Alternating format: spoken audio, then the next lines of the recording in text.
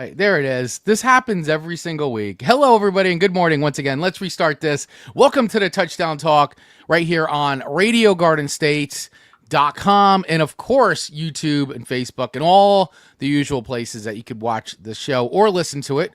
Definitely recommend listening over on RadioGardenState.com, the Odyssey app, TuneIn app, and welcome everybody who is, of course, watching this on YouTube and Facebook. We are back for week one now action of fantasy football. Yes, there it is. Yeah. I am flanked by my co-host extraordinaire, Mr. Pablo Martinez. How the hell are you, Pablo? Good morning, Chris. Good morning, Josh. And good morning, everybody out there listening. Welcome to Saturday. Welcome to week one. I'm Week pumped, one. man. This is it. We're here. Cannot wait for tomorrow for Sunday. Yeah, absolutely. And we've already been blessed with 2 NFL football games. I also want to say hello and a check-in to our resident Washington Commanders fan, Mr. Joshua Parr. What's up? Good morning, gentlemen. Hello, everybody out there. I think I slept 15 minutes and I'm uncaffeinated, but I'm ready for football. So let's go. I'm ready. I'm ready for football. The best way to wake up with football. Ready to talk football. Let's go. I love it. So yeah, and for anybody watching and listening, feel free to chat with us. Well, for those of you watching, listening, you can't really chat with us yet. But for those on YouTube and Facebook, feel free to pop your questions in the chat. Of course, we always love to answer any of your fantasy questions as we go along. Start, sit, trades, all of them. Dump them in, and we'll be happy to answer them to the best of our ability, which sometimes is pretty good and sometimes it's not. But, you know, we try to do our best. We do our best here. So let's jump into it because we got an hour and we got a lot to get to today. So, Pablo, before we dive in, what are some of the do you know some of the news that's going on right now in the NFL? Of course, anybody who's a CMC owner, Christian McCaffrey, everybody who picked him up knows the inevitable things going to happen. And right away, week one, he's landing on the injury report. And I guess Brian Robinson Jr. owners should all be rejoicing right now. Yeah, for sure. That obviously that's the biggest piece of news this week is without any hesitation, without any time to let us adjust. CMC's already popping on injury reports, not practicing with the team, practicing on the side, and generating huge concern for anyone who drafted him in round one or round two. It makes me think a little bit more about what the intentions were of the 49ers, how much they knew about this beforehand when they went to acquire Brian Robinson. Because maybe this is not such a surprise for them. Probably not. I mean, why else do you go out and get somebody who can realize? I mean, listen, just CMC's history is the guy can't finish the season and he's constantly injured, you know? Like, so why wouldn't you have capable backups in your running back room ready to go at moment's notice? Because it could happen before the game, it could happen during the game. I mean, that can be said for any running back out there, but CMC seems to be made of glass. Yeah, it's really tough. It's really tough. But for anyone out there who did draft CMC, if you happen to grab Brian Robinson, good for you. That's the way to go. Get your handcuffs. Excuse me. Handcuffs are extremely important. Sometimes we don't think about that too much in the draft. But look here. Week one hasn't even started for the San Francisco 49ers. And that handcuff will be a huge asset for whoever has that. There you go. Now, we did have 2 games already played. We had Thursday Night Football, NFL kickoff, and we had Friday Night Football on YouTube TV. At this point, I feel like the NFL's hit all the bases because we had Thursday Night Football on Peacock, we had YouTube, and of course we'll be back on Prime and all that. And then now we've got Red Zone happening on ESPN, where they already have promptly ruined it by saying they're going to start playing commercials. But I don't know. Is there a place the NFL hasn't streamed a game yet? Maybe Tubi or something like that, or Waiting for the Radio Garden State contract to come in. It's in the works. The Radio Garden State contract is in the works, where you'll only be able to exclusively listen to like one game on Radio Garden State, and you can only listen to it. You won't be able to watch it because it's a radio. That'll be fantastic. That would be fantastic. But yeah, so I mean, we had 2 games already. What did you think of the 2 games that you saw?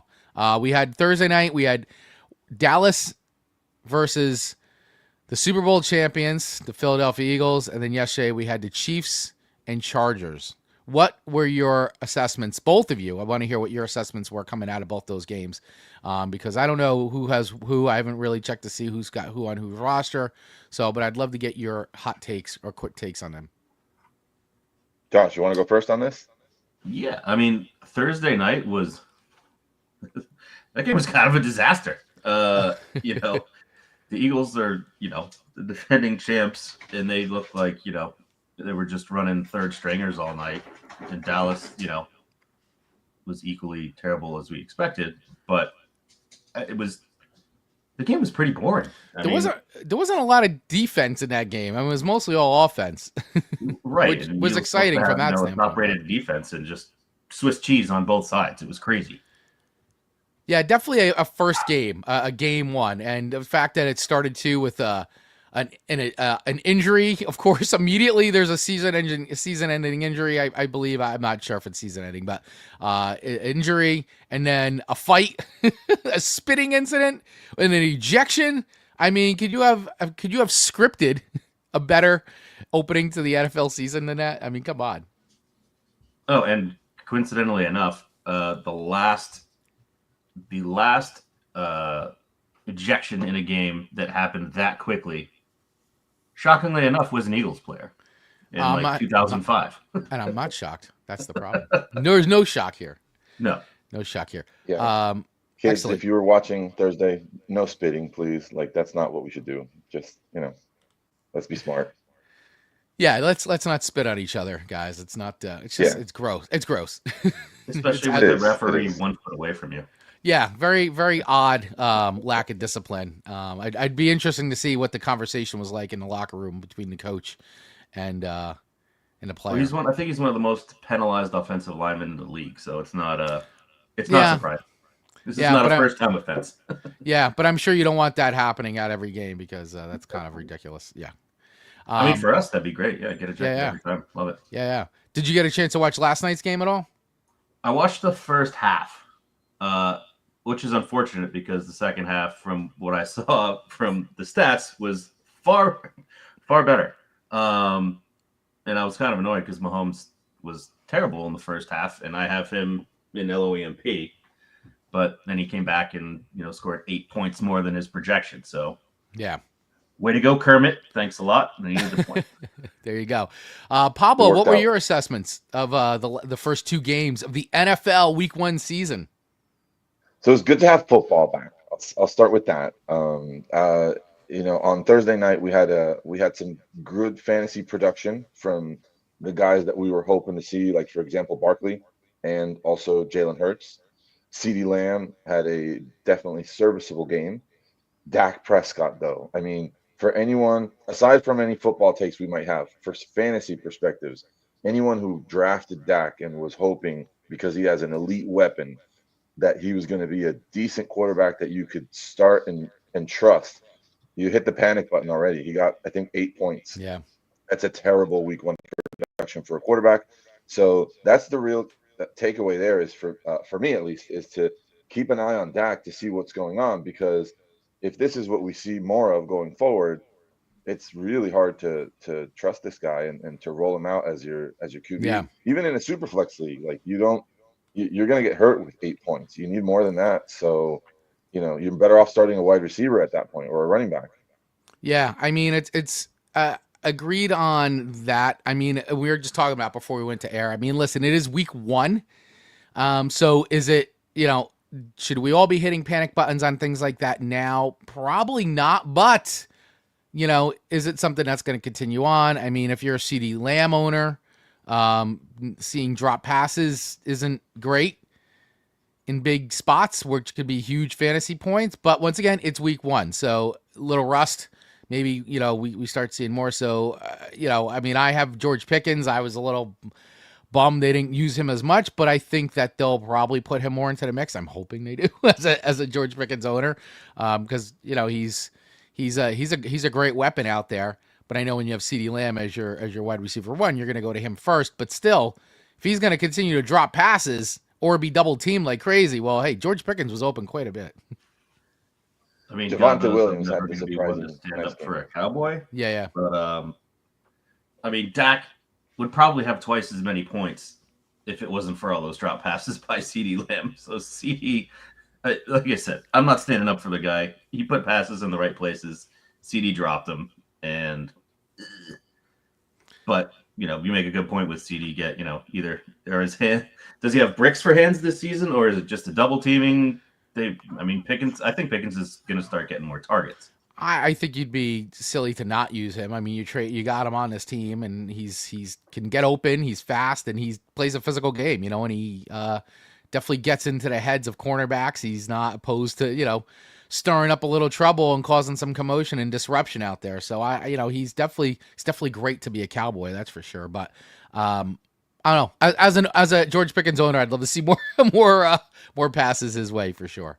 So, Ken Ventry coming in. 1 hour of commercial-free football analysis starts now. Let's get the Octo Box going, brother. The Octo Box. Right. Love it. So, go ahead, Pablo. No. With regards to yesterday's game, they played in Brazil. That's an interesting twist that they're thrown in. I got to tell you, the crowd was pretty good. I only got to watch the fourth quarter, but I thought the crowd was really into it. Yeah, for sure. The city of Sao Paulo, huge city, a great stadium too. And we saw a really good game from Justin Herbert, putting up 300 plus yards, look great, 3 passing touchdowns, spreading the ball around, getting Keenan Allen back.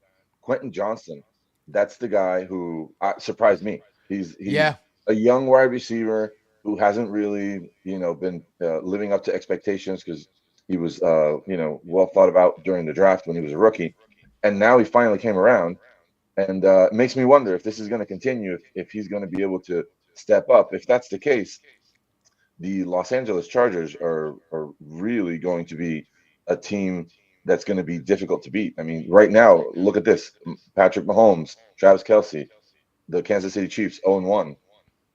Yep. Yeah, and last night too, just to bring it up, just because everybody was hyped about it. I mean, listen, he's a rookie, but Omarion Hampton, 48 yards, also committed a pretty big mistake that led to a Chiefs field goal, I believe. I think it was he ran out of bounds, 49 seconds left. Rookie mistakes are going to be there. He made a rookie mistake, something like that. I missed that part. I just know it went down before halftime, but 49 yards or 48 yards I think he had on the night. I mean, listen, he's a rookie. He's going to learn, but I think that still, if you picked him up, I think you're still going to have a pretty good season with him. I think so. 10 coming in. Chiefs may be surprised to learn this, but you are in fact allowed to hand a ball to a running back. Yeah, that was not a lot of running plays. Mostly just Patrick Mahomes will save the day. I don't know. It was a interesting offensive design last night with the Chiefs. Hollywood Brown, that's the guy who was surprising. Oh, Hollywood Brown, yeah. What were you gonna say, Josh? Go ahead. You were gonna chime in. I got a whole 3.8 points out of Pacheco in one of my other leagues last night. So thanks for that. Thanks for that. Yeah. So, all right, guys. So, listen, we wanted to run down these few games, go through it. What did you guys think? Let us know in the comments what you thought of the first 2 games of week 1. Did you have anybody in your fantasy lineup from both these teams? How do you feel? Are you hitting the panic button on Dak Prescott, CeeDee Lamb, Omarion Hampton? Who are you surprised with if you had them on your team? Let us know in the comments below. We'd love to hear from you. Now, let's do this as we do here in our seasons of the Touchdown Talk.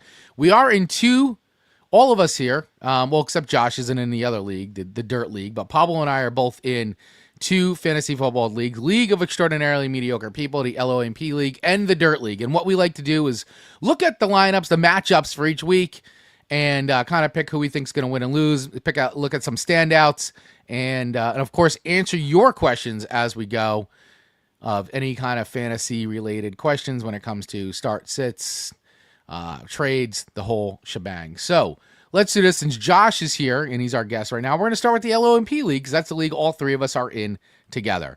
So Looking at this now, and the other thing we started seeing, Pablo, is now Yahoo, and this is something we were doing on our own, but Yahoo is now picking a game of the week. I see on Yahoo Fantasy. That's right. Yeah, highlighting a matchup of the week every week, which is quite fun to see. Yes. Uh, in our LOEMP league, the matchup of the week is none other than Grudenface, who we have Josh here with us right now, versus Swift Kick in the Pits, which is your brother Kevin's team. Yes, absolutely. And everybody's starting here 0.0.0. No wins yet. Obviously, this is week 1. And before we get into it, Pablo, why don't you just remind everybody how this league is set up just for anybody following along? All right, fantastic. So the LOAMP league, we have a 12-team full PPR keeper league that is also a super flex. So it gives us a chance to start 2 quarterbacks, which most teams tend to do. So 12-team full PPR, we start 3 wide receivers. That's also the one nice caveat here in a full PPR league. So that's what we got really. We're looking at 1 flex, a defense, no kickers, no IDPs. That's right. No kickers. No kickers. It's a no kicker league, which I know No most kickers. of us all like, but Tina does not like that. Do you guys like? Let us know. Do you guys like a no kicker league? Let us know in the comments. We'd love to hear from you. All right, so let's get into it, guys. Grudy McGrudenface, look at you jumping out on top already with a big 40.52 points versus my brother Swift Kick in the Pits. He's got 18 points. Josh, I'll throw it to you, man. How you feeling? So far so good. I would just like to point out all the people that busted my balls about taking Jerry Jeudy as my keeper. There he is, projected to get 15.5 points this week, and I drafted him in the 15th round. So very nice. I'd say that went pretty well. I love if he goes on to have a big season. I'm gonna love this all year long. How you're just gonna rub it in everybody's face every damn week. That's right. That's the way it should be. That's the way it should be. I'm feeling pretty good. The only thing I'm not quite sure is TJ Hawkinson. There's a lot of iffy stuff going on with him this week. So I might swap him for Ertz. Right. But other than that, I mean, there's nothing really, on my bench points or, there's nothing close to what I have in starters right now. Right. So, yeah. Other than that, I mean, I'll be interested to see what Bo Nix does because they're playing Tennessee. Yeah, Bo Nix part 2, season 2. Here we go. Is he going to live up to it? Is he going to continue on the streak that he had last year, or is he going to fall flat? This is going to be an interesting. I seem to think he's going to pick right up where he left off, but I think Denver's gotten just stronger. And if he does, now I'm kind of doubly screwed because Kevin's got Cortland Sutton as well. So yeah, which is I gotta tell you though, looking down both these lineups, man, these are pretty good matchups. Pablo, what are you seeing? Well, I see out? Really interesting players. I'm very much looking forward to checking out our rookie star running back this season, Ashton Genty, to see what he can put up in Las Vegas.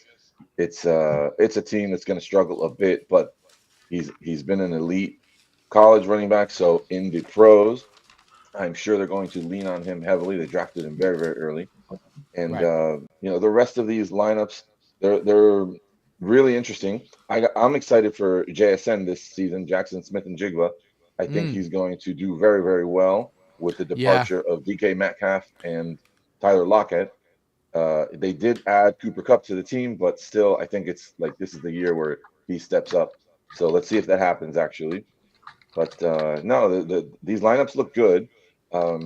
Your bench, Josh, looks pretty great as well. You've got Jaylen Warren, who was named the starting running back in Pittsburgh.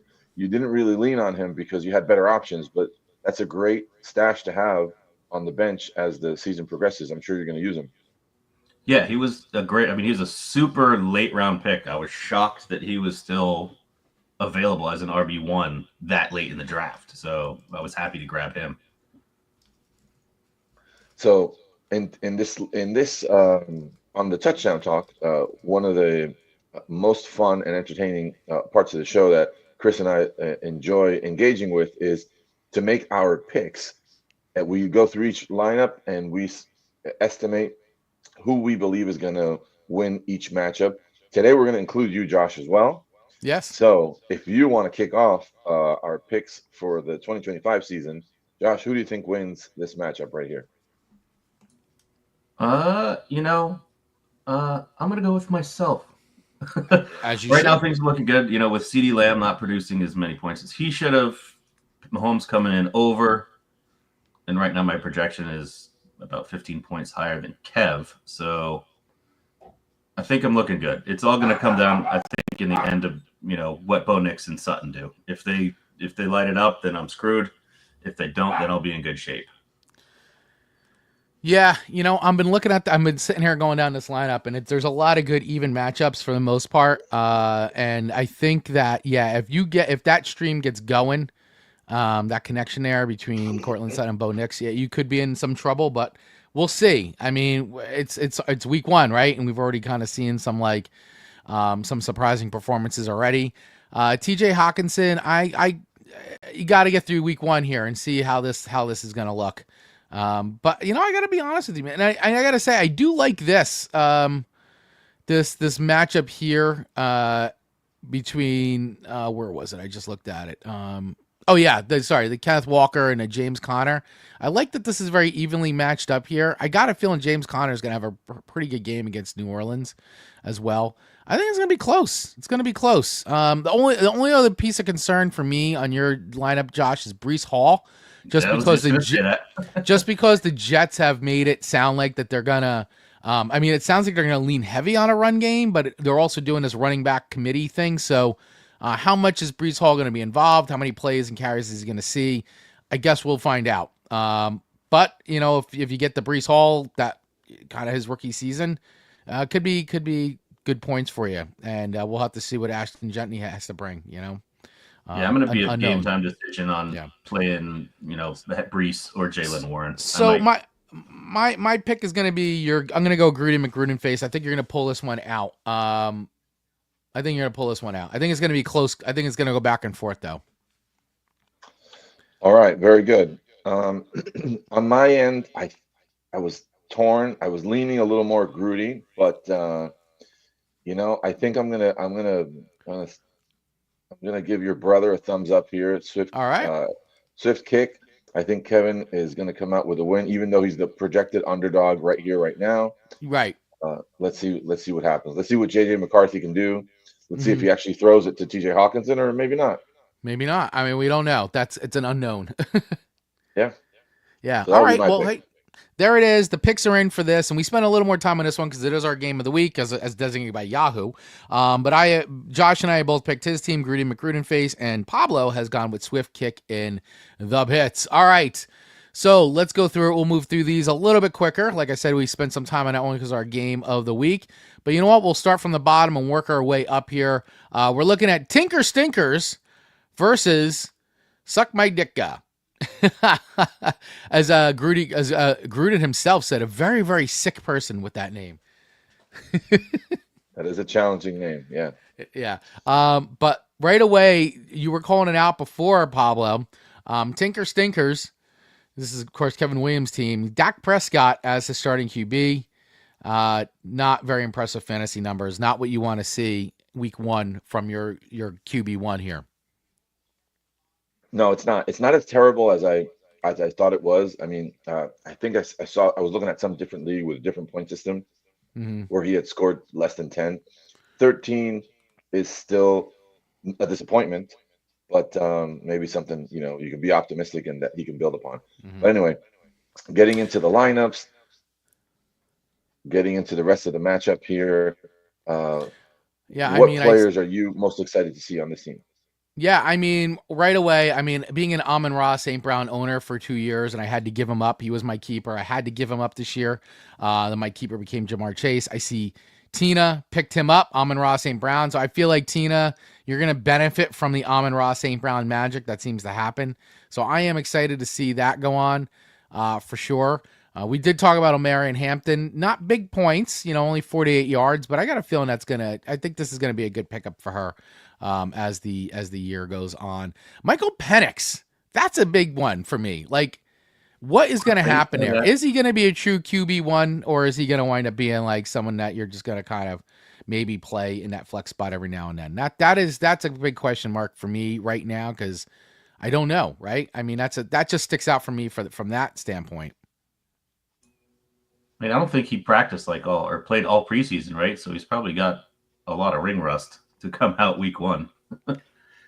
I mean, playing Tampa too. I mean, Tampa's really bolstered up everything, and their defense has been actually really good. I mean, their offense has been pretty hot now the last couple of years since Baker Mayfield, and they've gotten some weapons and all that. Bucky Irving, who I see on the other side, is there. So I mean, I don't know. There's a few really good standouts here. I mean, what else? What are you guys seeing before we make our picks on this one?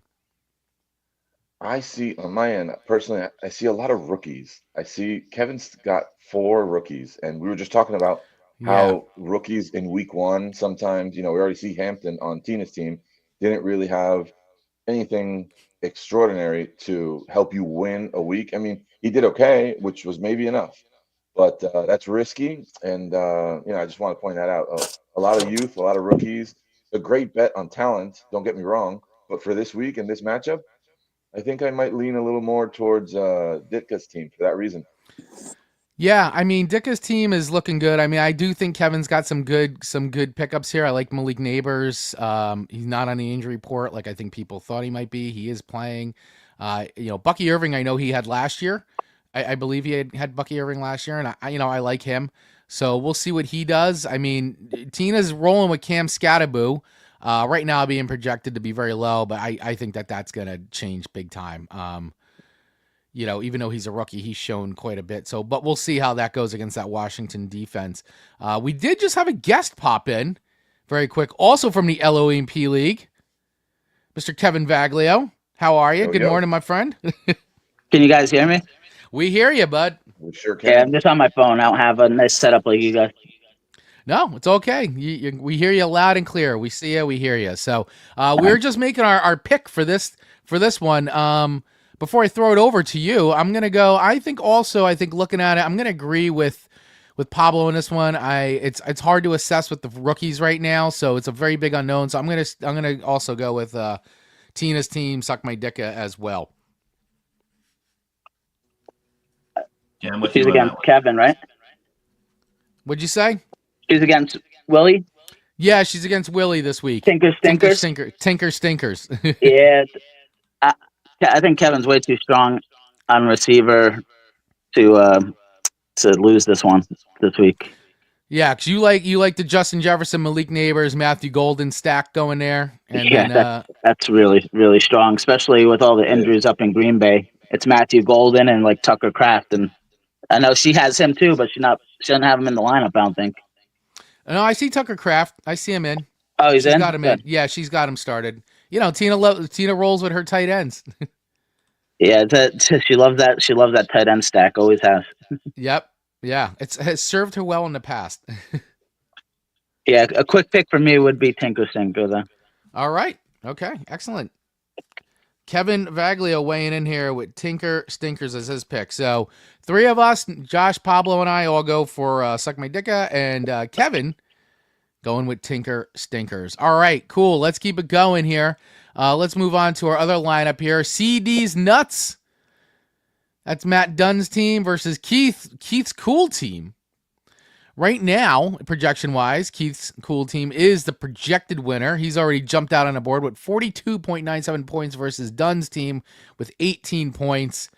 Guys, what is standing out to you in this lineup right away? Unfortunately, I'll say right away, A.J. Brown. Any A.J. Brown owner has got to be very disappointed right now going into this weekend, having seen him play and only getting 1.8 points, 1 yard, one reception for 8 yards. Is it time to hit the panic button on A.J. Brown? No. No way.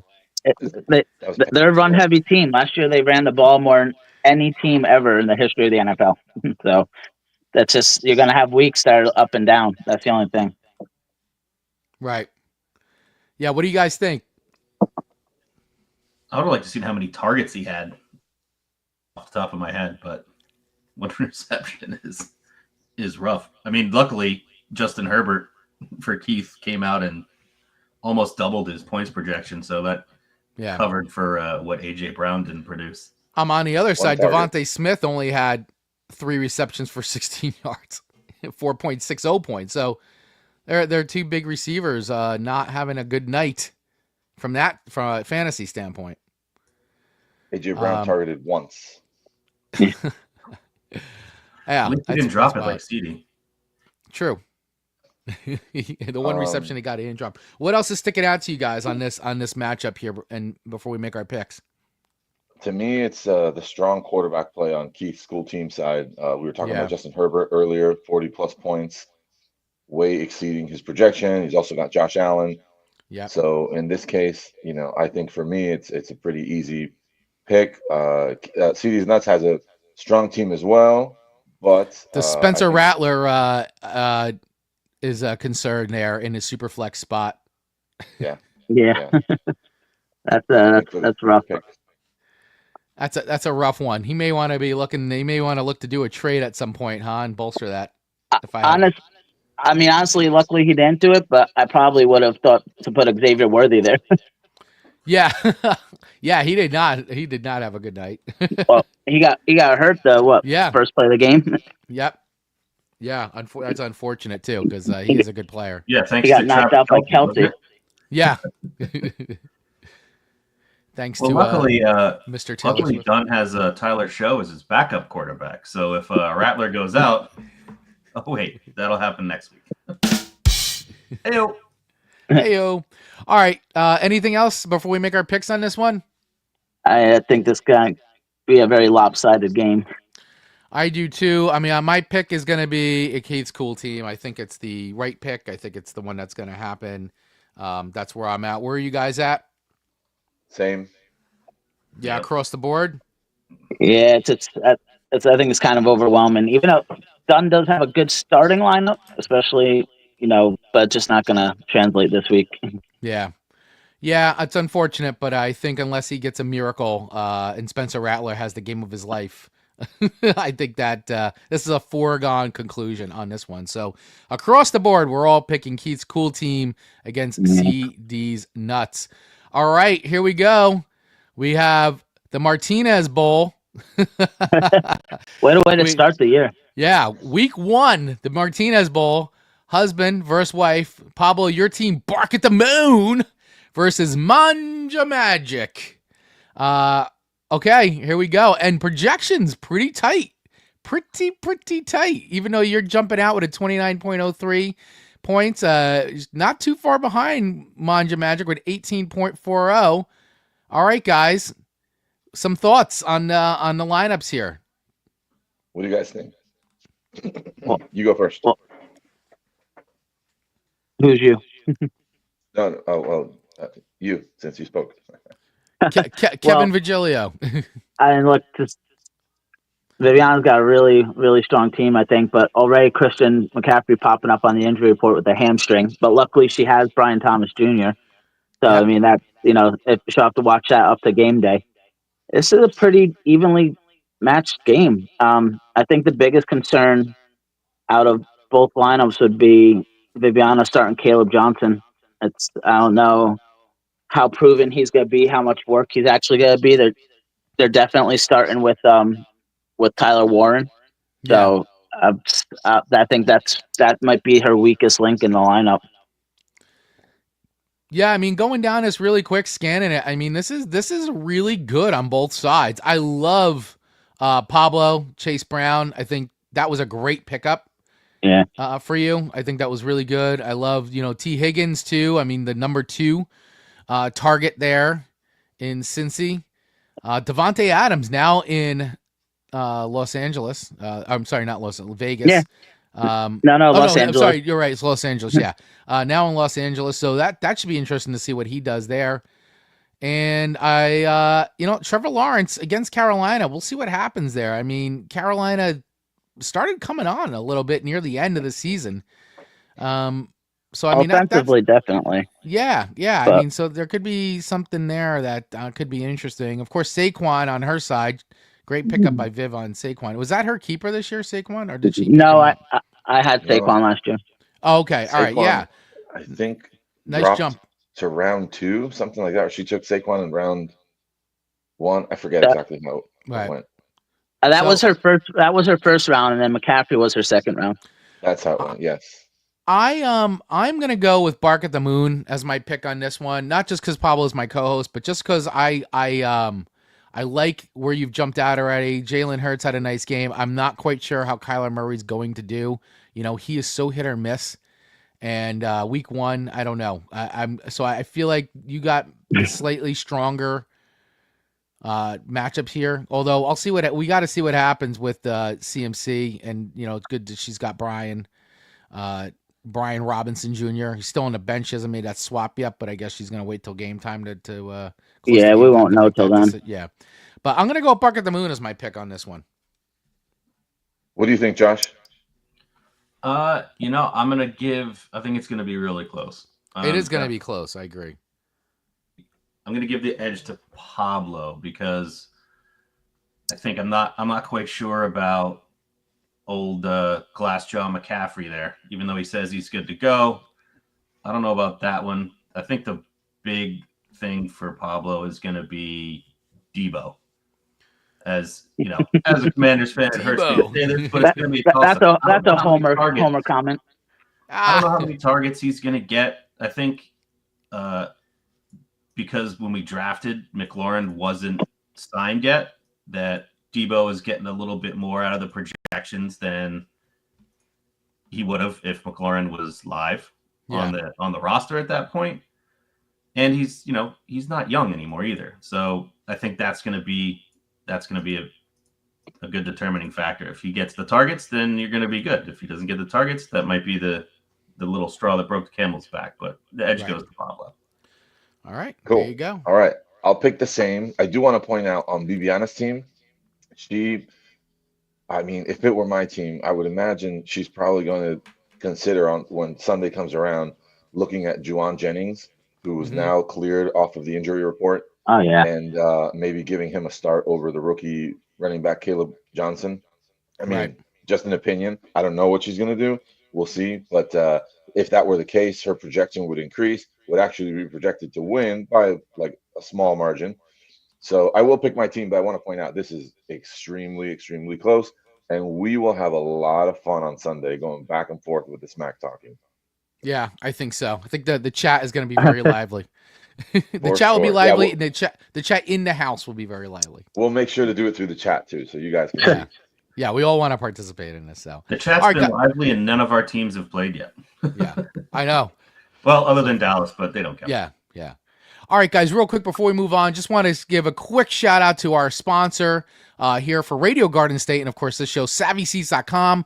Get all tickets for all sports games, no matter where you are, over at SavvySeats.com. Jets, Giants, got great tailgate packages there as well, tailgate parties, and also tickets to all your concerts. If you want to go to see here now next week in Asbury Park, which is completely sold out, they've got tickets, any Broadway shows, all that. SavvySeats.com is your place, our official ticketing partner here of Radio Garden State and the Touchdown Talk. Head over to SavvySeats.com right now and use code RGS10 for $10 off your order. Support them now, SavvySeats.com. Code RGS10 for $10 off your order. Use the link in the show notes. All right, guys, let's keep it moving along here as we continue with our picks through week 1 of the LOMP League. Our next matchup to look at here is a Marlboro Man versus Super Lamario Brothers. Oh, this is great. I love this. So Marlboro Man is Ken Ventry's team. And then Super Lamario Brothers is Wayne Del Vecchio, who is our champ from last season. His team last year was Obi-Wan Mahomey. That was his team last year when they won the championship. But two longtime friends going head to head with each other right here in this matchup. So we've got 2 of the hottest quarterbacks in the league facing off against each other. Joe Burrow versus Lamar Jackson. What do you guys think? What are you guys seeing in this lineup? How you feeling? Go. All right. Well, I can't So believe Ken's not starting Russell Love Muscle. Ken's not what? He's not starting Russell Wilson. I can't believe it. No, Russell Well, Wilson on his bench starting Bryce Young over Russell Wilson. That's actually really good to point out. I mean, I'm sure he's keeping Russell Wilson there just to see what happens and how he progresses. But Bryce Young is not really a sure bet to have a great game or a great season anyway. I mean, he's got a lot of great weapons. I know Kevin's fond of T-Mac, and I'm sure week one, that's probably what I'm most excited to see is what that rookie wide receiver can do for Bryce Young. But I don't blame him. I don't blame him for taking a bet on Bryce Young, even though it's a little uncertain there. Yeah. What else? What else are you seeing, Josh? What are you seeing, Kev? What are you seeing on this matchup here? Go for it, Josh. Kamara, as always, I think is a good pick for Wayne. That quarterback situation in New Orleans is not great. So What, Spencer Rattler isn't the answer? His name's great, but his arm isn't. I think Alvin's going to get a whole bunch of touches, so his projection might be a little less than I think what he's going to come out with.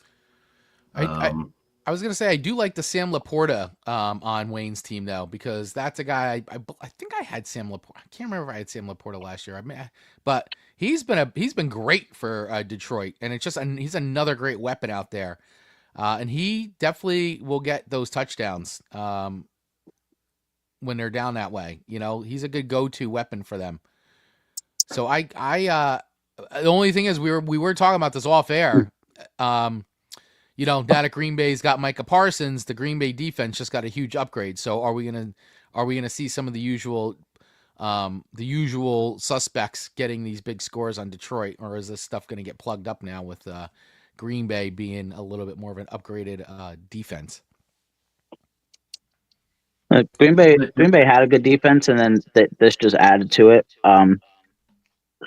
I worry about Detroit losing both of the best coordinators in the league. We know that they have the talent, but I don't think they're going to look the same as they did last year, being the number one scoring team in the league. I don't see it. I think we're going to see a big difference in their scheme this year. I like the Bryce Young this week. Actually, that's one of my favorite games to take this week in DFS and betting is Jacksonville versus Carolina, because I think there's going to be zero defense played. Probably. And so I mean, I give the nod here to Ken, even though he had a very slow start with Pacheco. That putting up a 4 spot kind of hurts, but I think he could rebound from that. Yeah. All right, so you're going with Ken on this one. You're picking Marlboro Man. Okay. Yeah, I think this week I think I'm going to give it to him. All right, very good. Josh, where were you at this? Where were you landing? You going for Marlboro Man or Super Lamario Brothers? I think I'm going to have to go with Wayne OTC. Okay. I think it's two things that are standing out for me is Laporta, like you brought up before, Green Bay with Micah now. He's going to have to check down a lot because he's going to be running for his life. So I think there's going to be more Laporta action in there. And, Ken's already behind the 8-ball with Pacheco, pretty much putting, terrible stuff in there. So go with Wayne. Ken Ventry, Marlboro Man manager, weighing in saying, Kevin, you're obviously very intelligent. Let me tell you this, and this is going back to Pablo and Viviana's matchup. She has the Arizona stackage against New Orleans. New Orleans is a sieve. They are going to get absolutely ran out of the house. Arizona's defense could wind up putting up 25 and make up that difference. There you go. And so, Pablo, we have yet to have you weigh in on this. Where are you at with this matchup? Marlboro Man versus Super Lamaro Brothers. What is your standout? Who do you think is going to win this tilt? All right, so I think this is super, super close. I really do think that that they have a lot of great, interesting players. I'm gonna side with the champ on this one. I think that his team will probably come out on top, but it'll be a close one. So we'll see what happens. Yeah, I am gonna go with Marlboro Man on this one as well. That's gonna be my pick for this one. So we are actually split. I'm going with Marlboro Man, and Pablo and Josh are going with Super Lamero Brothers, and my brother is also going with Ken's team, Marlboro Man. All right. But one other spot worries me on Ken's team is Calvin Ridley going up against Patrick Surtain, the best corner in the league. That could be a little worrisome, but again, I think I think he could pull it out. Well, there you go. Definitely one to watch for that game. All right, here we go. We're moving up, guys. Moving to the last matchup because we did talk about Swift kicking the pits, Greedy McGrudy face. That is Yahoo's pick for game of the week. Although my game of the week would have been the Martinez Bowl if I had to pick my own person. That's the real game of the week, but it's okay. We'll go with we did the Yahoo one. So last game to talk about here is my team, Goff My Lawn, and Team Keg, which is the new team here in our league, owned by our good friend Greg Markowitz. So, all right, guys, let's dive into it. Greg's already got some points on me, 12.70 to my 6, so he is the projected winner.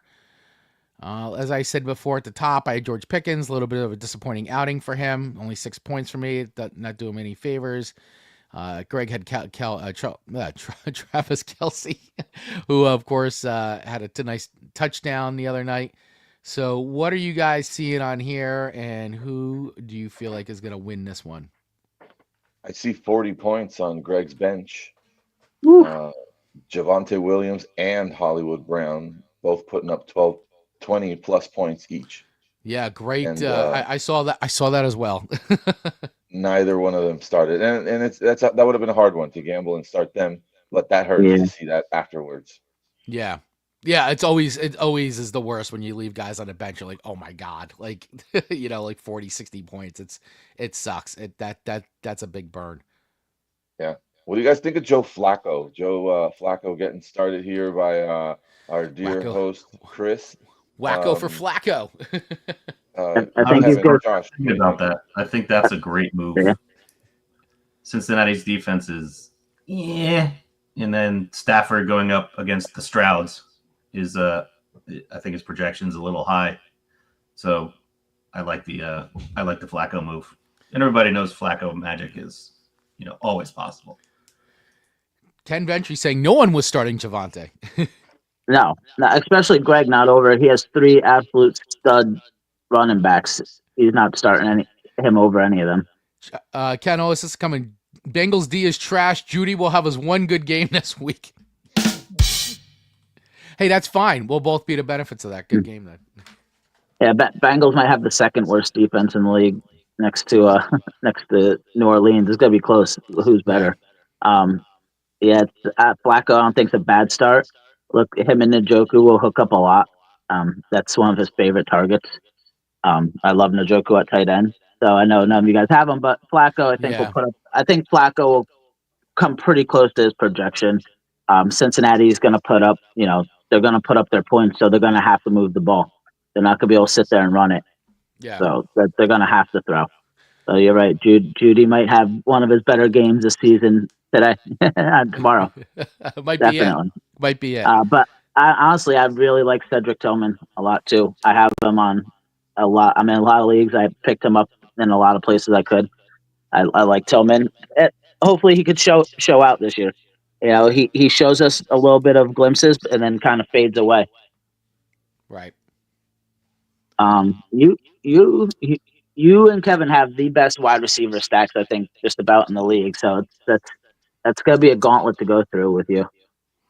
Yeah, it's definitely going to be interesting to watch. I mean, I definitely know that my running back room isn't the best, and going up against Jamar Gibbs and Jonathan Taylor on his side. But but it's also not bad. So it's not bad at all. But bench wise, yeah. Yeah, bench wise ain't great. I may have to be making some trades as the or waiver wire stuff. So we'll see.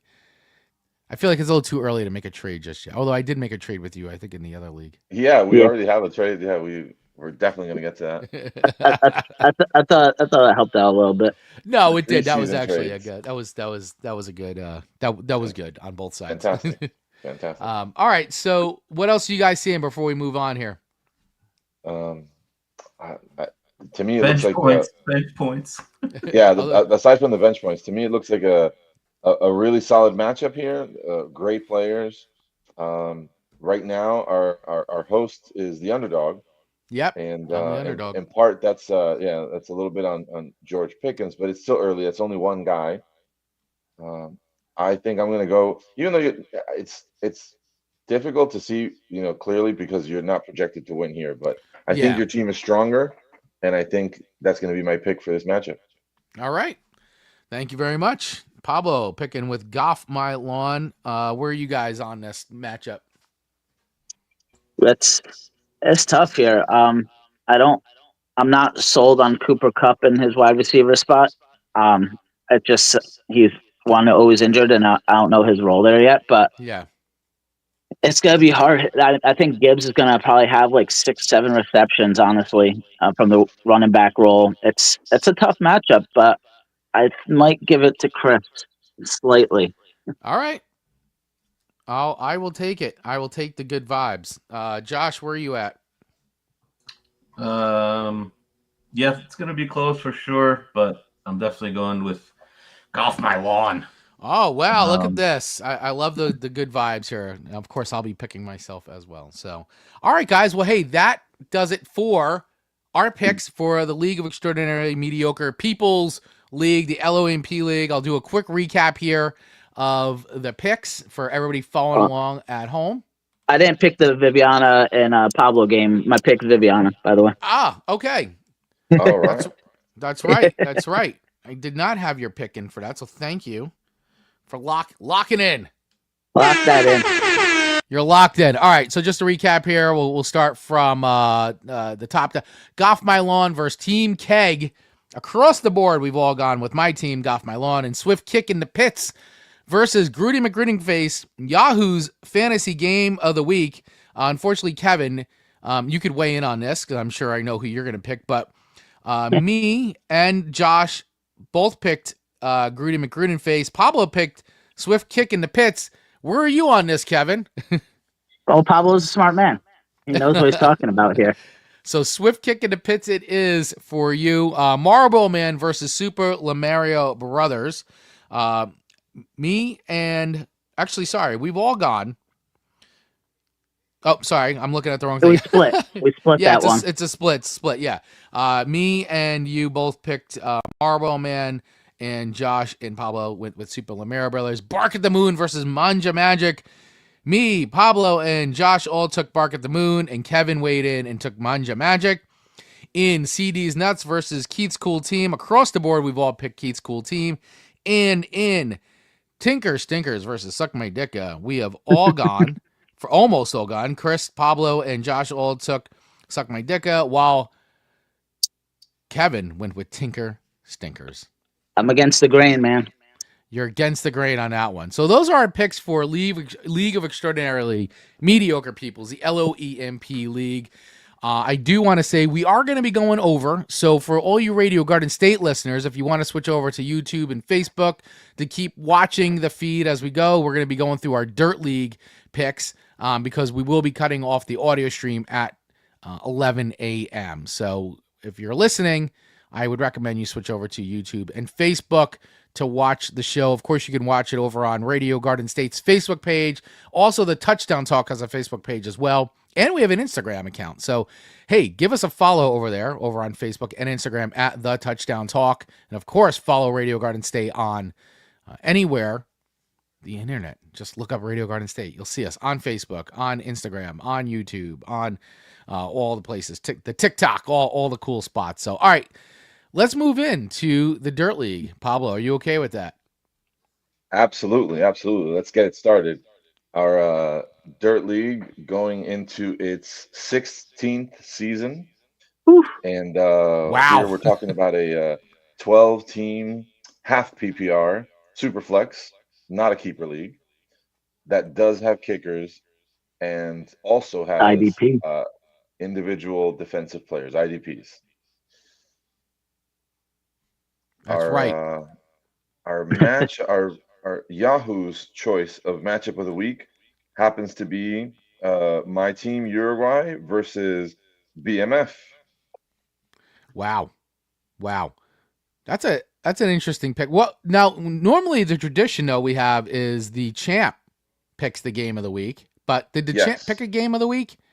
No, I don't think we heard back. We checked in with the champ, and I don't think we heard back. So I Right. know last year when this occurred, the touchdown talk was happy to step in and Right. assist with the selection.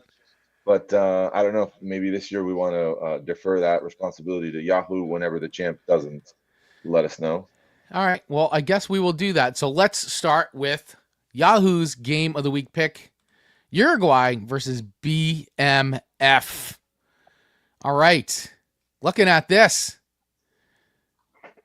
Here we go. Josh Allen versus JJ McCarthy right away. Yeah, yeah, first round, first pick, 1.1. Went with Josh Allen. Safe. Tried to make sure that I got a player that would not disappoint. Barring injury, I'm very optimistic about Josh Allen this season. Yeah, definitely throughout the season. He's got a tough week one matchup. I mean, Baltimore's just one of the top three defenses in the league. That's a rough start for both him and Lamar to go prime time against each other.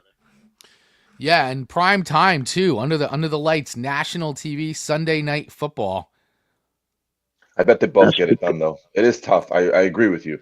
Is it But going to be a shootout? I think is just going to be a points bonanza for both quarterbacks. Both. Do yeah, you that's expect 40-point nights?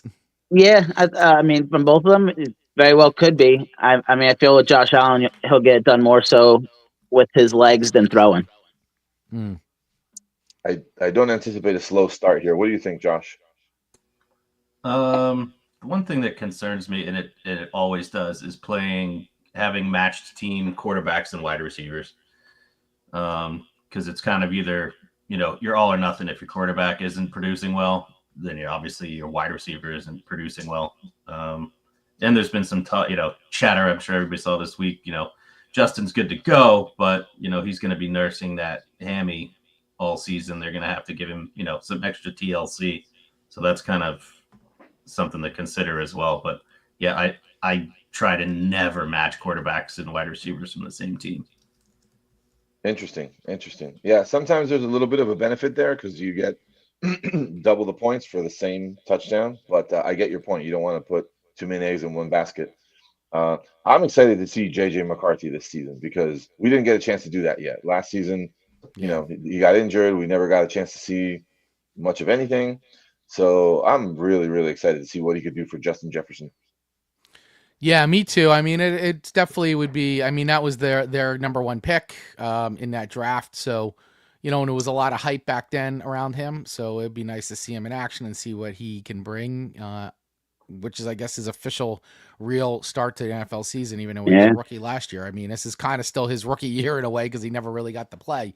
So it will be interesting to see how he handles himself. I love the little back to back here. We were talking about Jackson Smith Nigma before, and you were pretty high on him, Pablo. You feel like he's gonna have a nice breakout season, I think so. That fingers crossed because he's on my team. I hope so. right? But I really do think that the kid is good, and it was hard to really stand out when you had such proven wide receivers like you did in the past. But now, I mean, don't get me wrong, Cooper Cup is still an excellent player, but he's probably coming in to fulfill a different role, maybe not be that wide receiver one on the team. I think JSN could do that.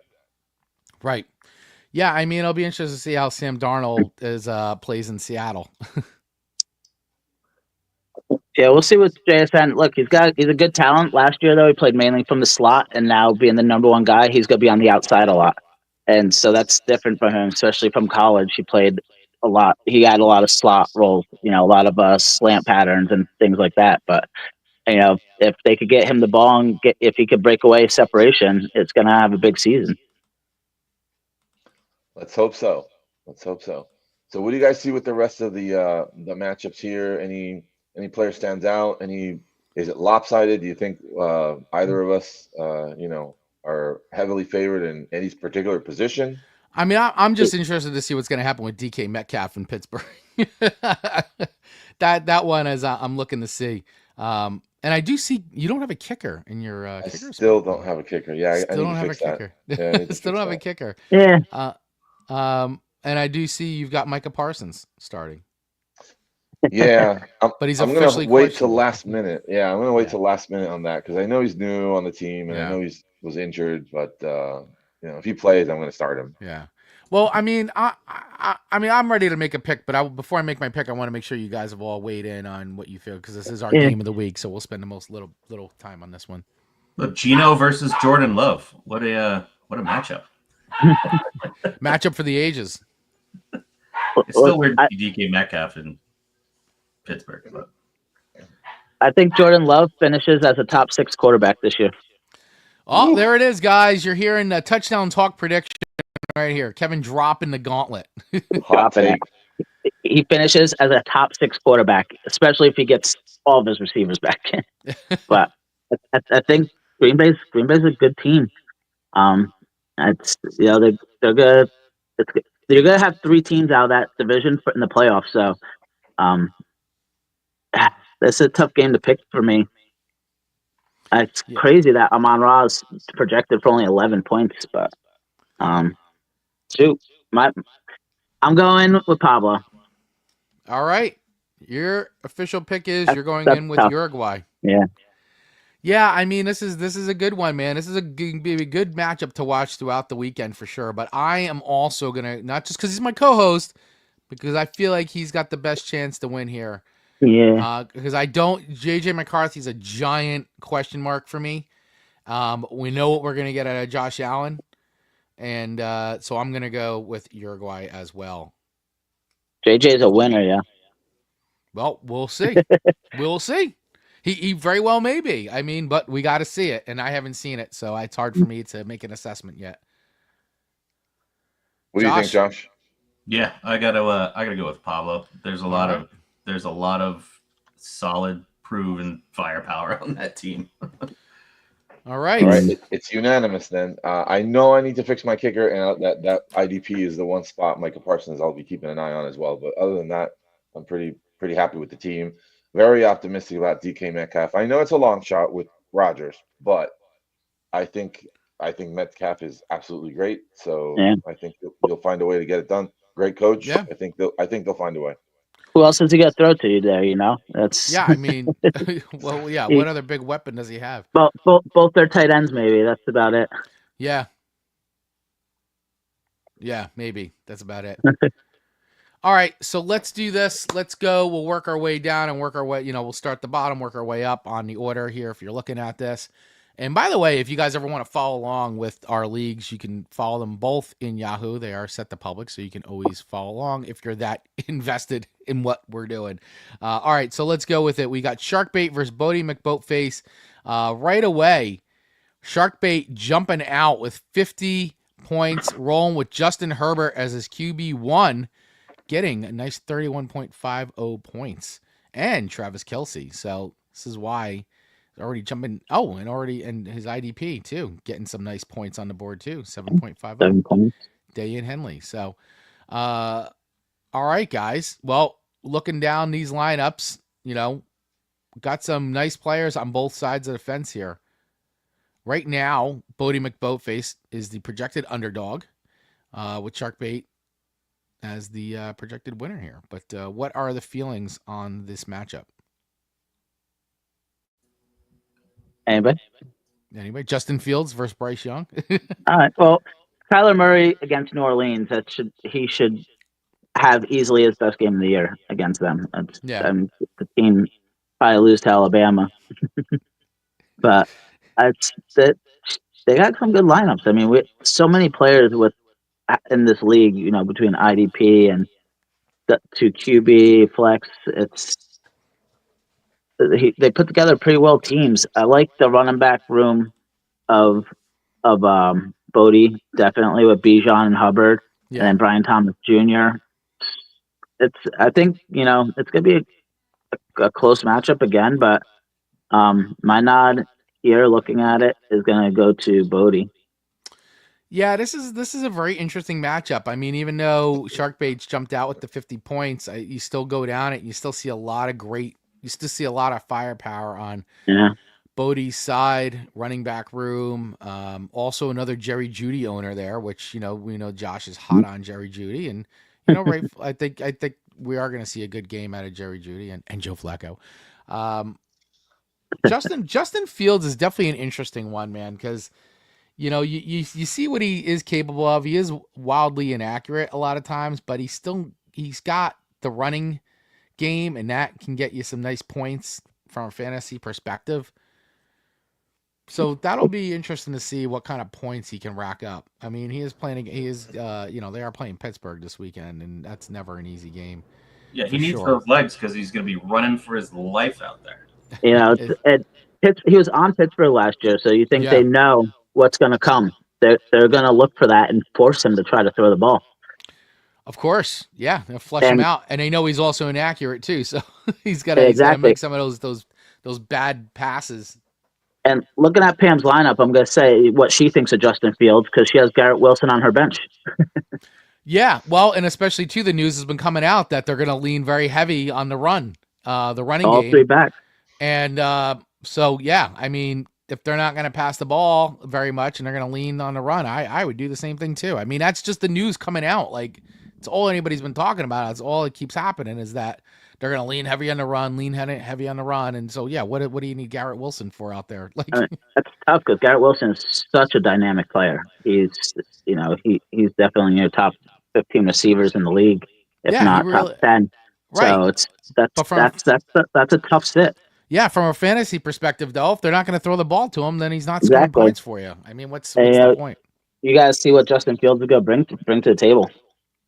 Yeah, absolutely. 100%. So, all right, what is real quick before we make our picks on this? Any other thoughts, and then we'll make our picks. Cedric Tillman end, also on the bench too, by the way. I think the champ putting up 50 points on the board already Yeah, says something important, and I think that's going to be my pick. I think Pam has a really solid team, really solid, but I think that Sharkbait is got great players. I think Justin Fields will have a good game against Pittsburgh at home, and I think Sharkbait will be the winner. yeah, I'm leaning towards Sharkbait on this one too. Not just because he was the champ last year, but I do like what I'm seeing a little bit more on his side of things. So, yeah, I think I got to side with Sharkbait on this one. Although, I got to tell you, man, last year was the year that, like, every time we would pick Bodie to not win, Pam would destroy every team. Like, it was always sneaky, destroying everybody, like, always. And so, I mean, and finished the season, like, what? Like, only 2 losses on the whole season. Didn't win the championship, but, like, ruled. This was almost in first place almost the entire season, which was crazy. But yeah, always coming up from behind a lot of times with the wins. So, but I am going to go with Sharkbait on this one. But we'll see if this season proves to be as fruitful as it was last year, with at least regular season dominance there. All right. I got to go with Sharkbait as well. I think if Justin Herbert had it lit it up, it would be a much tougher decision. But that's 15 extra points. I'll tell you this. I think Kyler Murray have to overcome is right. I think Kyler Murray could equal out Justin easily against New Orleans, so that's why I side in with Bodie. Yeah. All right. No, listen, it's not a bad take, and I guess we'll see what happens. So, all right, our picks are officially in for this one. All right, guys, moving right along here. We've got a few more picks to get through today. Ginger Ninja versus Show Me Your TDs. Now, Ginger Ninja has had, on the history of things, Pablo, Ginger Ninja did not have an awesome start to last season, but really came on strong near the end. That's right. And had a great second half of the season. In this matchup, she's going against the 2-time third trophy holder, Yeah, Show the me your turd trophy. touchdowns, Mr. Chris. He Yeah. retained his title last season and proudly displays it next to another championship trophy. He actually did win as the winner of a league, but in this case, in the Dirt League, he is the current holder of that award, and I'm sure he's looking to pass it along this year. Got off to a great start there with Jalen Hurts, but also started Xavier Worthy, who was a huge disappointment for him. Yes. And I just want to welcome to the Touchdown Talk stage another member of the LOMP League, Marlboro Man manager himself and owner, Mr. Ken Ventry. By God. What's going on there, bud? I think we can't hear you're you. on mute. You're on mute. We don't hear you.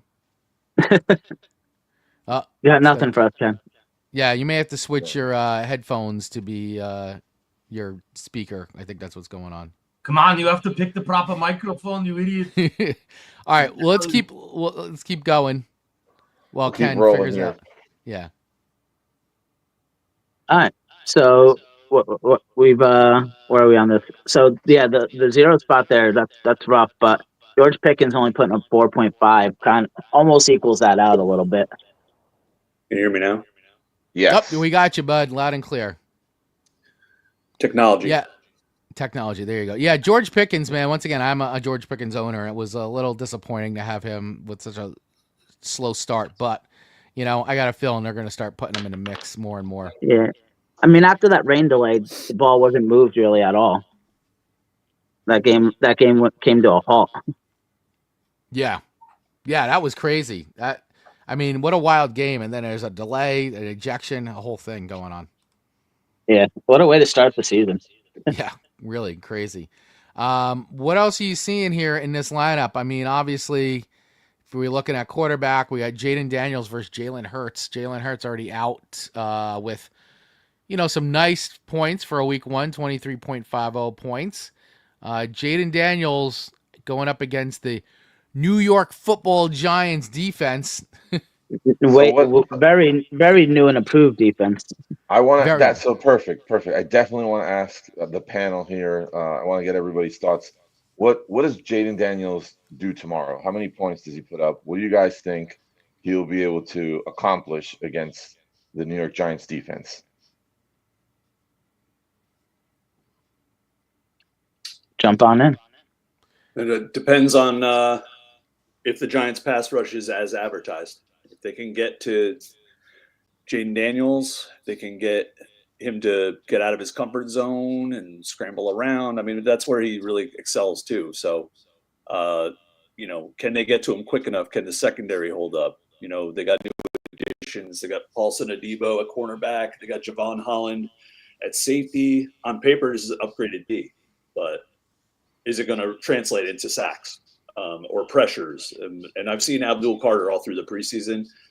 Dude is an absolute monster. So that could be the game changer that frees up Ryan Burns to get sacks, could free up even Kayvon Thibodeau's, 100%. So we'll see what happens.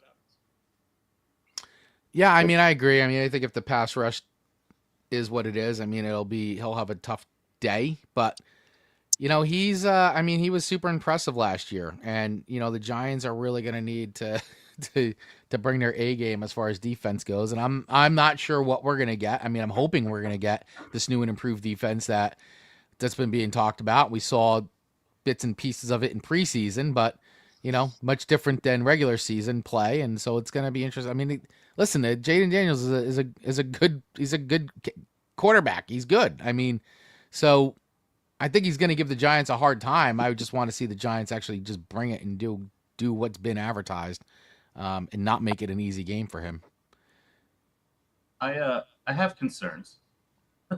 As the resident Commanders fan on this stream, yes. But no, it's good. I don't have concerns about Jaden himself. I have concerns that Scary Terry, wasn't in camp, didn't play preseason, so he's going to have ring rust, so I'm concerned about that. And then obviously, like we talked about before, Debo is old. He's still good, but He's not the Debo of 10 years ago. So I'm not worried about Jaden so much. It's just, how the wide receiver core is going to be feeling. So I think his projection is probably pretty good for what they gave it. Good stuff. Good stuff. I do think he'll come through. I know in our LOEMP league, I'm banking on a couple of Washington Commander players, but they're playing at home. My take is I do think Jaden Daniels will be able to have a good fantasy game, and although the Giants defense is definitely going to be improved, maybe week one is going to be a tough one for them. So in that sense, I think everybody's thoughts here are spot on. Though an improved Giants defense is going to give Jaden Daniels a lot of difficult scenarios that he's going to have to find ways to resolve. But in the end, I think he's a very, very talented quarterback, so he'll find a way to get it done. Go ahead, Pablo. Looking through the rest of the lineup, what else do you guys see that pops out that you want to highlight? I mean, we talked about a few of these players already. I am interested in seeing running backs. We see here Jonathan Taylor, Josh Jacobs, Indianapolis. The Colts look like they're going to be. It's going to be interesting. How much are they going to lean on the run and not put the game in Daniel Jones's hands? But I'm going to be very, because it's he could. I mean, he's playing Miami, and he could have a lot of points there if they really go heavy on the run game.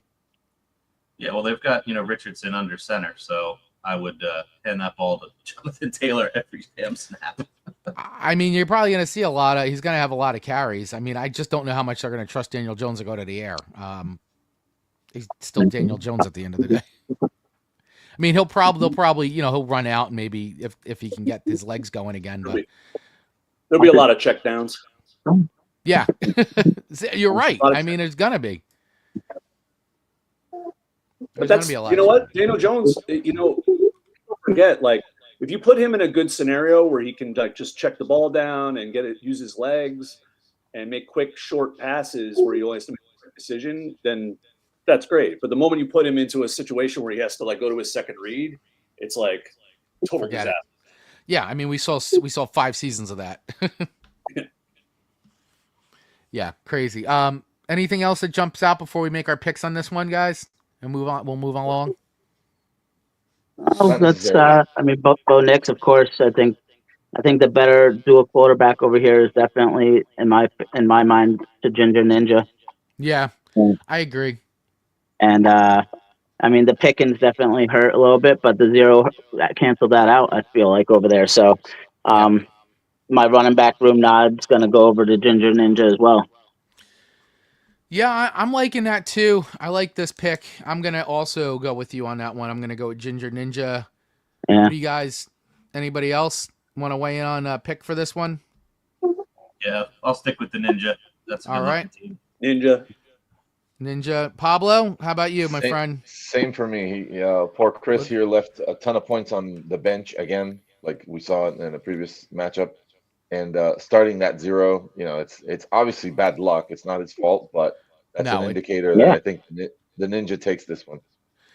Yeah, you got to go with that. I mean, leaving, Javonte. Once again, Ken, you called it before. Who the hell started Javonte Williams? No one. No one. I do like Baker. I do like Baker Mayfield, though. The combination there. Yeah, I had Baker for 2 seasons, and he was great for me. Baker man, put up a lot of points. I drafted Ikbuka in pretty much every league that I'm in, so. I think the passing game of Tampa, don't sleep on that. So that could put up a bunch of points, but at the end of the day, I mean, you get 0 out of your wide receiver, it's gonna be hard to win. Yeah. It doesn't put you in a great spot. All right, cool. So across the board, we're all picking Ginger Ninja in that matchup. All right, here we go. Manja versus Primo Dolas Marador. El Grande Americano. El Grande Americano, yeah. So nice matchup here, although right now, both teams with points on the board, 26.50 to 37. And Prima, the projected winner, with 157 over the projection of 124. So some quarterback play already. Unfortunately for Manja, we talked about this now a bunch, but her QB was Dak Prescott. 8 points out of your QB1 going into week 1. We said this is not a great way to start versus 26 points on the other side.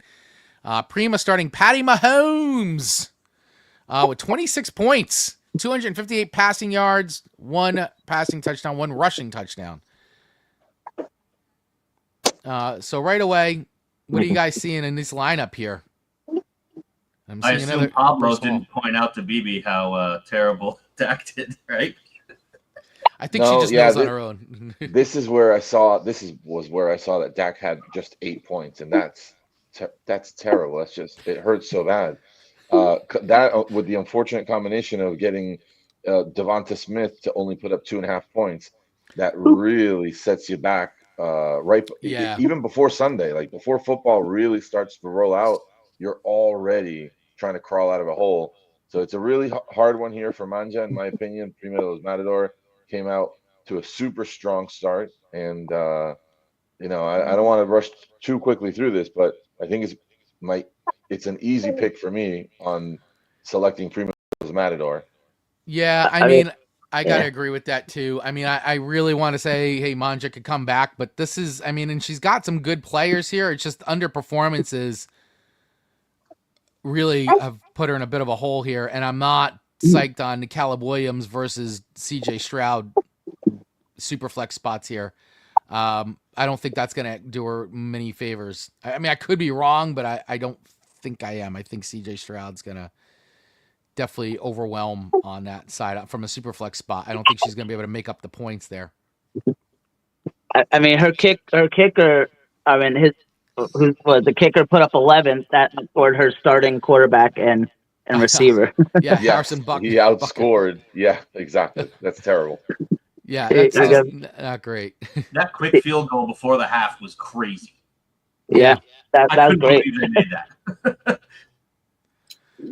I think she gains a few points here. Marvin Harrison should have a pretty good game. T. Higgins will do well, but I don't think she's gonna make up enough to cover that hole. I mean, the Green Bay defense is where I unfortunately Jamar Gibbs going against that Green Bay defense. I don't think he's gonna get the big points that you might see out of a Jamar Gibbs normally. I think it's going to be a little stifling for him on points. So, I mean, fortunately, but we were saying, like, the other side we see Breece Hall. So we're running this Jets running back committee, which will see who gets more volume. But I don't know. I'm pretty much in alignment on this. I think we all are with Prima taking the win on this one. Yeah. Sorry, Viv. I want to point out one thing though. Prima de los Matador, whether he did this on purpose or not, has the cheat code for IDP leagues for the 2025 season. He's starting Travis Hunter in an IDP spot. This is a guy who's labeled as a cornerback and a wide receiver on Yahoo formats. Mm-hmm. So he's able to start a wide receiver that's going to play like a wide receiver for most games in a defensive spot. Which I meant to bring this up before the season started. Other leagues that we did this, we nixed that where you could only have him either as the corner or a receiver. Wait, so I don't understand. So in an IDP, with Travis Hunter, his wide receiver stats count in that slot, like if he catches passes. Scroll down to the. Wow. Is it on the screen already? Am I missing it? Oh, it was on the screen already. It was on the screen. Yeah, right here. Yeah.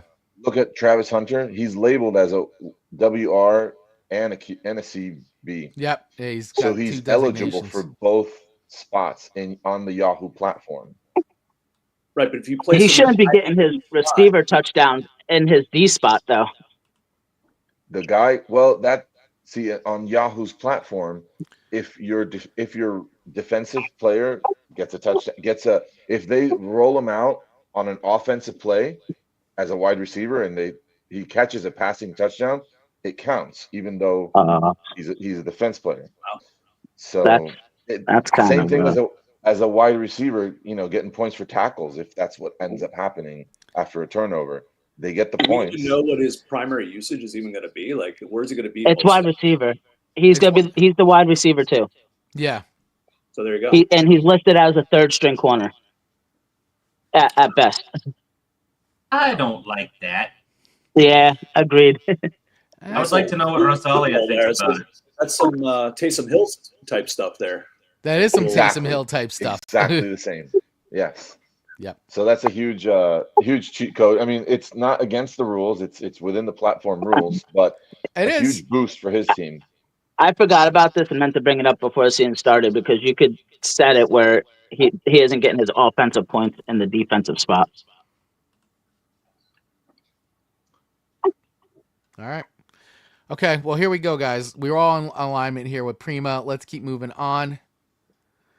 All right, we're getting near the end here. Moose Knuckles versus a swift kick of love, which is John versus Kev. Kevin rolling with Joe Burrow. John rolling with Lamar Jackson. AJ Brown putting up half a point, not doing him any favors. Right now, Kevin is the projected winner by a slim margin, 145 to 143. We got Lamar, AJ, Terry, Jacoby Myers, McMillan, Chase Brown. He's got CMC rolling. Game time decision there. And you've got an empty defensive spot. Yeah, I honestly might even keep it empty. I don't know if I want to drop anybody on my bench.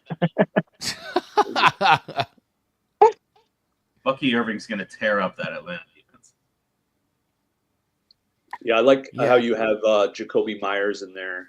This is your team on the left, right, Kev? No, Kevin's on the right. Kevin's on the right. I do like how Moose Knuckles has Jacoby Myers in that slot instead of Calvin Ridley, because as much as I love Calvin Ridley, if he's got a huge year, this is probably not the week to go with Ridley. Going up against Sertan, tough. And Myers just got a boost because Amari Cooper retired, and so he could be getting a ton of targets. So that's probably a good play. Yeah. Yeah, that was crazy. He came back and then just retired without playing a game. Right. So what do we think of the matchup? Kevin's team, yeah? Good grief. Oh, good Ken. Yeah, I mean, there's a lot to like on both sides. I mean, obviously, the Christian McCaffrey on Moose Knuckles' side should be a big concern. I'm trying to see. He's got James Conner. Let me see who's on his bench. Tyrone Tracy is his only other. Ramondre Stevenson. I don't know. I mean, Tyrone Tracy was great last year for the Giants, and he is the number one, right, Ken? He's the number one running back right now. He's on the depth chart as number one. Yeah. I have a feeling the Giants are going to be super annoying and give him 2 carries. Then carries, Singletary a few carries. It's going to be like that. I mean, it has James Cook too, so I mean, you could always swap out Christian, put James Cook in there, and then you could put one of his other guys in his flex spot or run. So I mean, he's got some options here. He's not dead in the water at all. But I don't know. I'm liking. I thought you were doing something. I think Joe Burrow's gonna have a good game against Cleveland. I think he's gonna fire it up because last year all he did was just score. I mean, since he didn't win a lot of games, but man, did he put up a ton of points. Joe Burrow as a QB fantasy points wise. So I feel like the same thing's going to happen here. I think Lamar is going to struggle against Buffalo a bit. I think Joe Burrow is going to have a better game. So I'm going to go with Swift Kick of Love on this one. Yeah, I'm taking Kevin as well because, like you just said, Joe Burrow is going to destroy Cleveland. That defense is fucking trash. Yeah, I don't think they're going to be able to stop the connection there, and he's got too many weapons. Although they could still lose the game because they would score 1 billion points and still find a way to lose. But from a fantasy perspective, they'll put up big points. Where are you guys at, Pablo, Ken? Ken, go ahead. Say again. It's close. It's close. Yeah. I definitely think Kevin's team has the edge here, just a little bit. I have the same matchup in our League of Extraordinarily Mediocre People league against Wayne, Lamar against Joe Burrow. The only thing is Lamar runs, and where you get the edge. Is Joe Burrow doesn't really take off with his legs too much, so Yeah. you get that boost. But Kevin has like Ted McMillan. He's got Chase Brown. He's got Bucky Irving. I just think there's too much upside on this team for him to lose. Yeah, I agree. Listen, I definitely like Njoku this week against Njoku. Cincinnati with Flacco. He's definitely, I think he's going to hit projection. That's just my opinion. Drake May has a lot of upside, a huge arm. He's a little bit mobile. He's not going to put up. He'll put up kind of like Danny Dime type running numbers, but Yeah, a better thrower. We didn't really talk much about Drake May today, but yeah, he's definitely been, especially when you listen to a lot of the other fantasy shows, like everybody's been hot on Drake May. And I think based on what we saw last year out of him, there's definitely a lot to be excited about, especially from a fantasy perspective. And he's going, playing the Raiders. Yeah, I even have a book on my bench right now. At the moment, I have DeAndre Swift starting over him, but that might be a game time decision. Yeah. Don't forget that big red Q next to CMC's name. Yeah, there's that. Yeah, there is that. And Pablo, which way are you going with this one? I'm picking a Swift kick of love. Yeah, I think the upside is huge, and Moose Knuckles already has a bad start with AJ Brown, plus the questionable McCaffrey, who personally I think it's highly likely that we don't see a full game of McCaffrey. So if that happens to Moose Knuckles, I think that definitely tilts it even more in Kevin's favor. So that's my pick. All Do right. I drop someone on my bench to pick up a D player? I don't know if I want to. It's tough. I mean, in this league, we don't really have a rule that says you have to have a full starting lineup. It is encouraged, obviously, but of course, I guess if that's a risk somebody wants to take, they can take it. I think if anything, I would pick up another linebacker, throw him in there, because the D line spot I don't feel gives you too much. I mean, 4 points that washes out with his 0.5 AJ Brown. You could always wait until that Monday night game and see if you have to make a desperate move or not. Right. Make it exactly game time decision. I don't know if I could drop a player if he's played away to pick someone up. You can. In this league, you can. Okay. Well, then there you go. I'll wait. Wait it out. All right, here we go. This is our last matchup of today that we're going to be talking about, which is my team, the Killer Beers, versus Tina's team, the Sicilians. And right now, Tina's got a nice jump out on this week with 38.50 points, me to 5 points. Although I am the projected winner right now of 143.92 to her 123.94. Chris, let's look at this. Chris, let me correct you. She does not have a nice jump on you. Well, you know what I mean. If we're just going on, you got it. She did not get. She played a lot of players for that. Yeah. I mean, listen, she's CD Lamb. Absolutely annihilate her. I can already tell. Omarion Hampton, Isaiah Pacheco. It's not. She did not get good points there in some of those spots. I am rolling with Jared Goff, Jamar Chase. By the way, I do want to say this, Pablo. I can't, and Kev. I can't believe I drafted number 4 in this of my 4th, and Jamar Chase was sitting there at 4. I was absolutely shocked that Jamar Chase was still there at 4. This league, everybody goes QB early all the time. Every year. Do that, and I was like, I'm not doing it. I'm not following the train. I'm not taking the bait. If Chase was there, I probably would have done the same thing. So he was there, and I'm like, I'm at 4. I'm taking Chase, the best player on the board at that point. Yeah. Yeah. I almost took him 101, but I went with a different guy. So yeah, good for you for taking what you get. I mean, if they fall to you, you got to take it. That's it. Yeah. So anyway, what are you guys' thoughts? I mean, Tina's had some guys go out already, and it's not, didn't look very good. I definitely thought though, Marion Hampton last night with the Chargers, they came out throwing, and they kept throwing all game. They did not run the ball like they normally do, which is normally a ton. So that was a little bit of a surprise in my eyes. 48 rushing yards, 2 receptions. Which I mean, not terrible, but it's not the way you want to start.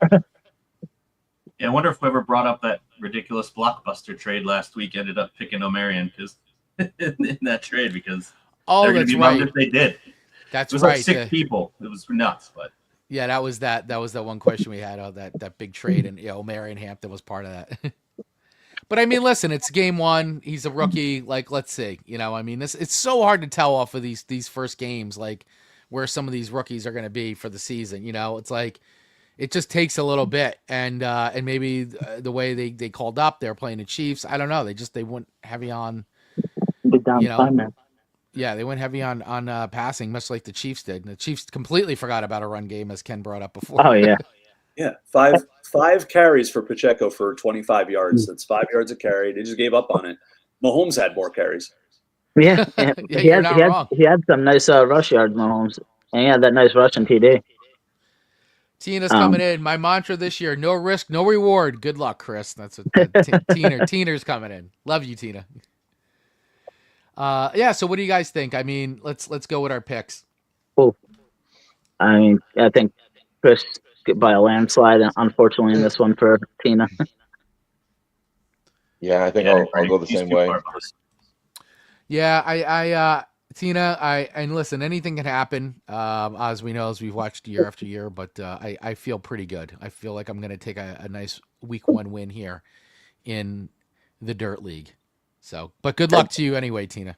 Again, Chris, going through a gauntlet of receivers here. It's you're stacked up there. I was surprised. Kenneth Walker is going to should have a huge season, and you're very smart in backing him up. You normally should not have Kenneth Walker without having Charbonnet. Unfortunately, in the other league, Ken sharked him from me. He did. I saw that. Sorry, bud. I had to pay you back. You sharked like 6 players from me.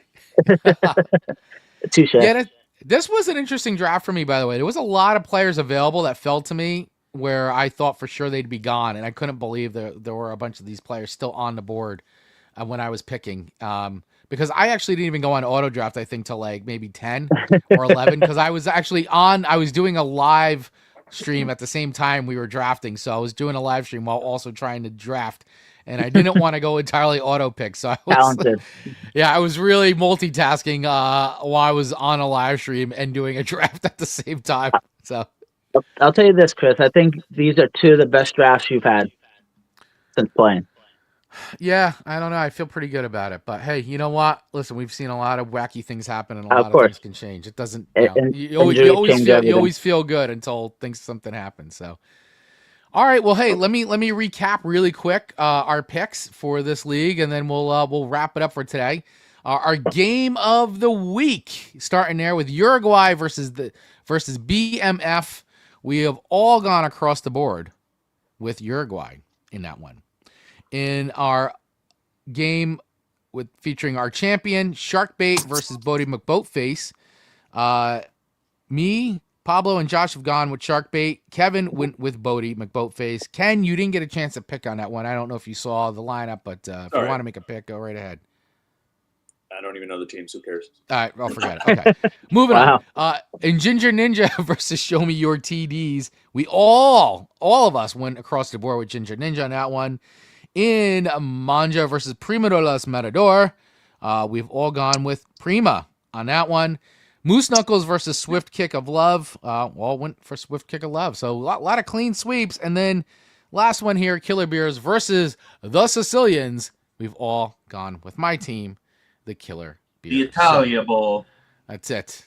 So, listen, guys, thank you for hanging out. I know we went way over, but this was week one, and we really wanted to kind of go through it with these teams. We appreciate everybody who's been hanging on today, watching the live stream here over on Radio Garden State. We're there from 10 to 11, and then we've been here on Facebook and YouTube doing the video feed as well. All right, guys, last thoughts here on week one, and any other advice that you can give to people out there watching this. I throw it out to the peanut gallery. Can't wait for tomorrow. Sunday, 1 o'clock will be the highlight of the weekend for sure. Football's back, baby. If you want to win, listen to my start sits. Yeah, where are you posting your start sits? Just out of today, or are you posting them somewhere? I should start doing it. Should. On another note, too, I do have a whole breakdown of our draft in the LOEMP that I do want to record and post. Well, let's go. For sure, let's do man. it. For sure, yeah. I spent a lot of time. It's like a 4-page breakdown. Well, Absolutely. let's record that. We have a space there on our touchdown talk social media that we can throw it on as well. Absolutely. Definitely. We can post that right on our Facebook page at Touchdown Talk. Also, you can follow us at Touchdown Talk NJ on Instagram. All right, guys. Any other last words here? Yeah, I just want to say, nobody overreact to week one. That's For real. Good advice. Wacky stuff happens week one. Teams are still a little rusty. Game plans are weird. It's all going to be. 100%. Let's not drop Dak yet. My rule of thumb was always the first 4 weeks of the regular season are like the starters preseason. Yeah. Week 5 is when you really start to see these teams. Yeah. No, I agree. I absolutely agree. Like, I mean, it's people hit panic buttons very fast. I hear it. I see it online. I see in the chats in Yahoo Fantasy when you go into individual players, like, drop this guy, he's a bum, all this stuff. And I'm like, guys, it's week 1. Like, this is like what you just said. It's essentially preseason for starters. It's really hard to like freak out and start thinking about like dumping guys or benching them or that's not to be said. And the one thing Pablo and I always talk about is trades. Like, it's okay to start thinking about trades because, you do start to see holes and maybe you've got someone on your bench who is of value to someone else and you could fill in some much needed spots, especially if like, hey, you're a CMC owner and you don't have the handcuffs there. Well, you may want to be looking to bolster that running back room. You got to find them. Running backs go down constantly. Yeah. So, I mean, look at that. Obviously, check waiver wires too. Don't sleep on that stuff. But, think about, doesn't mean you have to be making trades every week because I also can't stand the people who overtrade. So don't overtrade, but, don't be afraid of making a trade. It's good for both sides. Make a trade that makes sense to help your roster, even if it's a bench player. Right. Any final words there, Pablo, from you, my friend? No, I'm good. Good luck to everybody out there. Week 1 is here. We're super excited, and may the best fantasy football teams win. All right, there you go, everybody. Hey, thank you again all so much for hanging out with us today. Thanks for watching the Touchdown Talk. If you're on YouTube, make sure you hit that subscribe button and hit the little bell so you get notified when we go live. Hit that like button. Share this with any fantasy football sports friend, anybody you think would like this. Make sure you follow Radio Garden State over on RadioGardenState.com and anywhere on social media. And, of course, follow the Touchdown Talk on Facebook and Instagram. Let's go, Giants.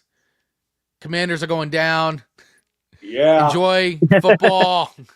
Week 1, baby. Let's go. All right, Giants. we'll see you guys next week on another episode of Touchdown Talk. Have a great weekend, everybody. Cheers. See ya.